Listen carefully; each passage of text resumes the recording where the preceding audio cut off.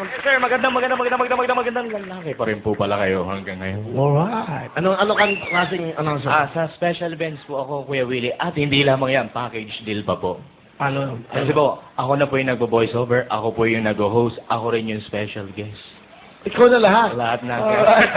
Okay, saka ikaw lang ang tao. Okay, so paano? Go. Okay, may sinulat ako, Kuya Willie, okay lang ba to? Okay, sige.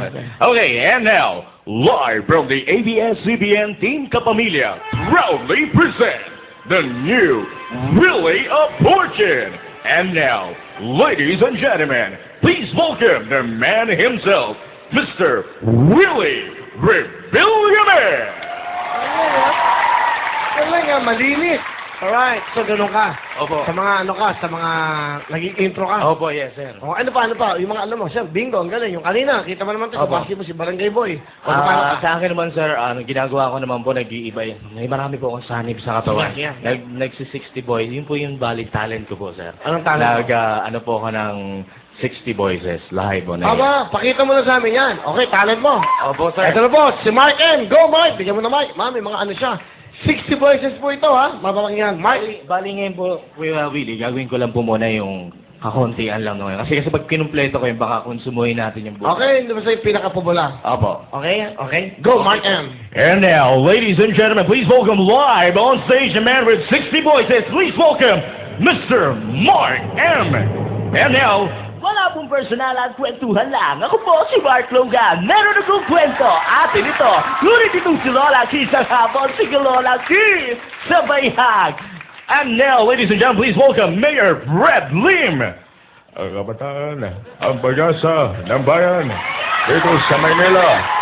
Bawal ang droga. Siyempre pa hindi magbabalik si Ted Boylon. Public service lang po, wala pong personalan, bato-bato sa langit, ang tamaan, huwag magagalit. Ang pikon ay laging talo, hindi rin sigaw ang sigaw ng sambayanan.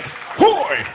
Gising, naglilingkod saan man sa mundo. Siyempre pa hindi magbabalik si Casabel Gas.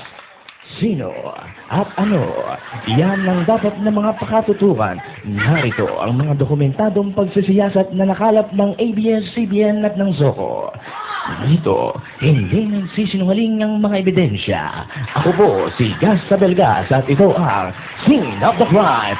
Siyempre pa hindi magbabalik si Babalu. Ano? Ako? Sira ang ulo mo. Matapos mong gawin sa kala ng baba ko, sasabihin mo, bigat mo, Peng. Siyempre pa hindi magbabalik si Erap Estrada. Walang kumpare, walang kamag-anak, huwag yung subukan. Siyempre pa hindi magbabalik si FDR. Alright, kasi sa babaway, panatin, kaya, basta sama-sama. Siyempre pa ang kanyang kaibigan, si FPJ. Itong datandaan mo, Baldaran. Gawin nga rin ako mapali sa rin po na Baldaran. Tigilan mo na yung pagpapagat ng lalaki mo dahil hindi ka gumapo. Siyempre pa si Ray Langi mula sa Audi, papuntang QC, ay mga kaibigan ng Paring Kaloy. Siyempre pa hindi magbabalik mga kaibigan si... Lansan natin ito, sige natin si Boy Abunda. Magandang umaga, kaibigan. Good morning, Chrissy. Kaibigan, usap tayo. Siyempre pa, hindi magbabalik. Last na po mga kaibigan at pasok natin. Walang iba kundi si Big Brother ng ABS-CBN. Robbie, kunin mo ang damit ni Willie Rebillon mo. Huwag yan sinunod yan. Hindi ka mapapasama sa Big Four. Siyempre pa, last na ito mga kaibigan. Isama natin si Kim Atienza. Kung inyo po matatandaan mga kaibigan, ito po ang kauna-unang prehistoric dinosaur na nakikita ngayon mga kaibigan. Muli ito ang iyong Kuya Kim at ito ang Matang Lawin. Galing mo, Mark! Let's go, Mark! Galing nito! Galing mo! Wow, ha? Pwedeng gamitin to, Pwedeng gamitin to. Dito, iba-iba, Voice over, pwede to. Okay. Malay mo, ito ng break mo. Dahil magaling ka, Timo. Dahil magaling ka, meron kang 10,000!